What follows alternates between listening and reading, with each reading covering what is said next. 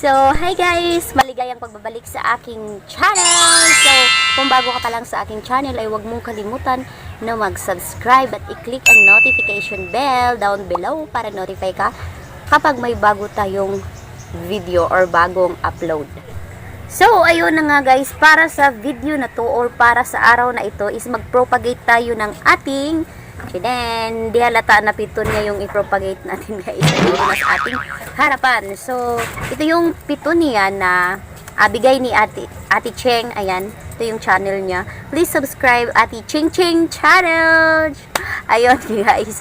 Ito yung bigay niya na pitunia na sabi niya paparamihin natin. So, ayan, i-propagate natin ngayon. So, ayun. Kadalasan kasi guys, nakikita ko sa kanilang mga video propagating na pitunia is kinakat siya, tapos nilagay nila sa parang container na sarado talaga siya guys. Bago nila ilagay doon, syempre, tinanim sa kanilang soil na ginagamit at nilagay nila sa parang close na, nilalagay nila sa close container para madali daw mag-rooting. So, ngayon is, ang gagawin ko na pag-propagate ng pitunia is, hindi na natin siya ilagay sa mga close container na ganun guys. Try natin siyang i-propagate by nasa labas lang, na hindi na natin siya ilagay sa mga closed container para daw mabilis mag-rootings. Pero for this video guys is hindi na natin siya ilalagay sa mga closed containers. So ayun, hindi ko na patatagalin to. Furthermore, let's jump into the video.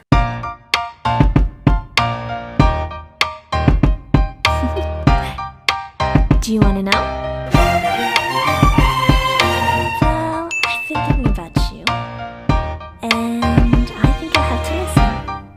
So, ayan guys, this is my mother plant of petunia. Ayan. So, malaki-laki siya guys. I think marami tayong makukuha nitong propagate na petunia. So, I don't know what is the color. Hindi ko alam guys kung anong kulay to. Hindi naman to maroon. Ewan ko guys, violet. Parang hindi din naman. So, ayan. So, ayan guys, this is our petunia. So, isang kulay lang to guys, pero dalawang sila pot, pero isang kulay lang. Pares lang sila ng kulay. So, ayan, ikakat natin to. Sayang to guys na siya. Try natin to, baka tutubo siya. Ayan. So, ito siya guys, ikakat lang natin siya banda dito. Ayan. Woo! So, wag tayong masasayang guys kasi paparamihin lang natin sila. Kaya natin sila kinakat.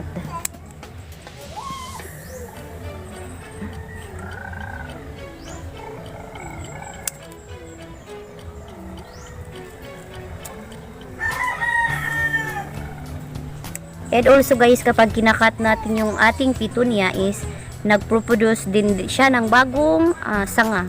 So may bagong siya, ganyan, may tutubo dito banda at saka medyo marami-raming bulaklak. Ganyan yung ginagawa ng iba guys, nila.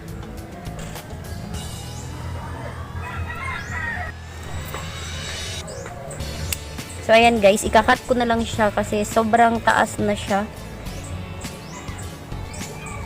Titingnan natin mamaya kung ilan ang pwede nating i-propagate.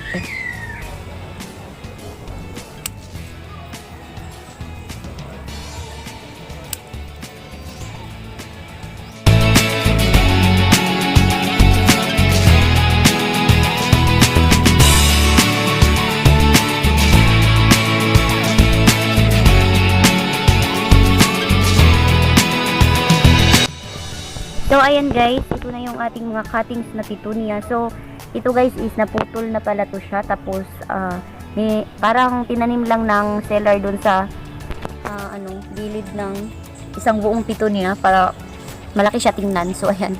Kaya siya na deads. Ayan. So, ganito lang siya guys. Ikat lang natin siya dito. Ayan.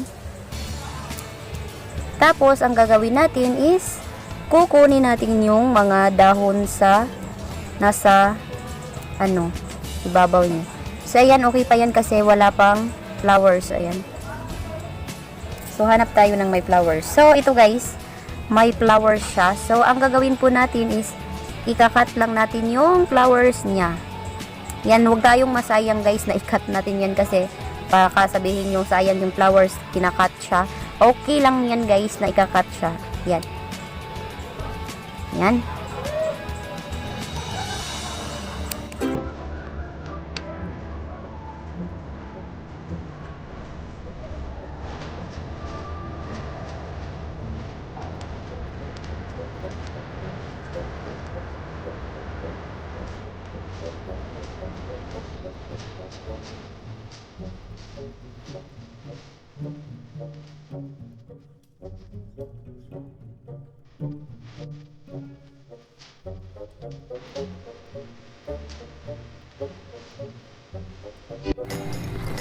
So, ayan guys, ito yung soil na ginagamit ko. As usual, nakikita nyo naman sa aking mga past video. So, ito yung soil na aking ginagamit ay. So, ayan guys, ito yung soil na aking ginagamit palagi. May rice hull siya, tapos mix of garden soil. So, ayan. So, ayan, nilagay ko na sila sa aking mga seedling bags. At ilalagay ko na dito yung ating mga cuttings. Then ito yung mga cuttings ng ating petunia guys. Na-cut ko na yung mga bulaklak niya and also yung mga leaves sa bandang dulo ng ito pa pala. Yan. Dito. Tapos ang gagawin ko is ganito. By 3. Baba. Ganyan. Tapos itatanim natin sila dito.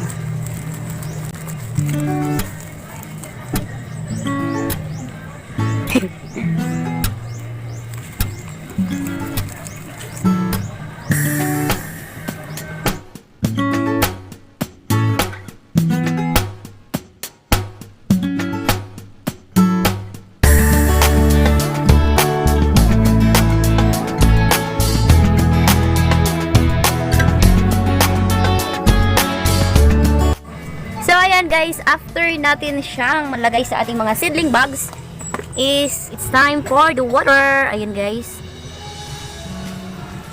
So pagkatapos nito guys is ilagay natin sila sa shaded area.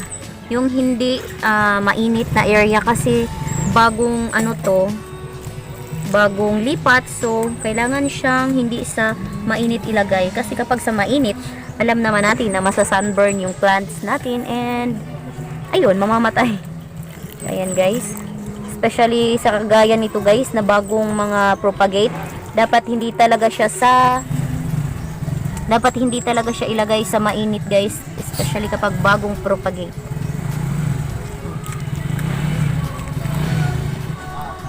So ayun guys, dito ko ilalagay yung ating mga bagong propagate.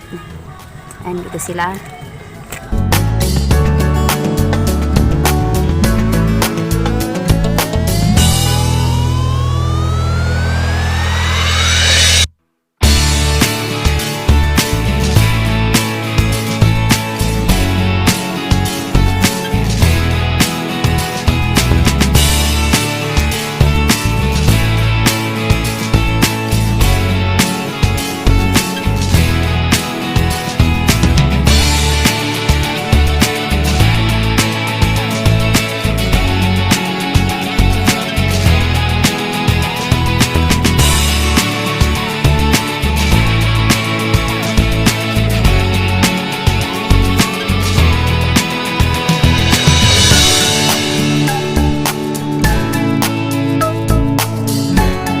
So, after nyan guys, is lalagyan natin ng water. Ayan.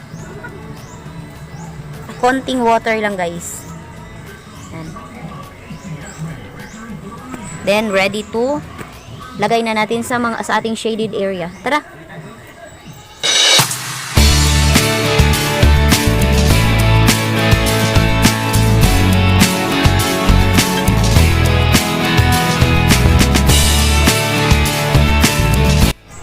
So ayun na nga guys, dito ko natatapusin ang video na ito sa araw na ito. Maraming salamat sa inyong panunood. Again, kung bago ka pa lang sa aking YouTube channel ay huwag mong kalimutan na mag-subscribe. Click the notification bell para notify ka if ever na may gagawin tayong bagong video. So that's all for today. Maraming salamat. Don't forget to like, share, and subscribe. Comment down below. Maraming salamat and God bless everyone. Paalam!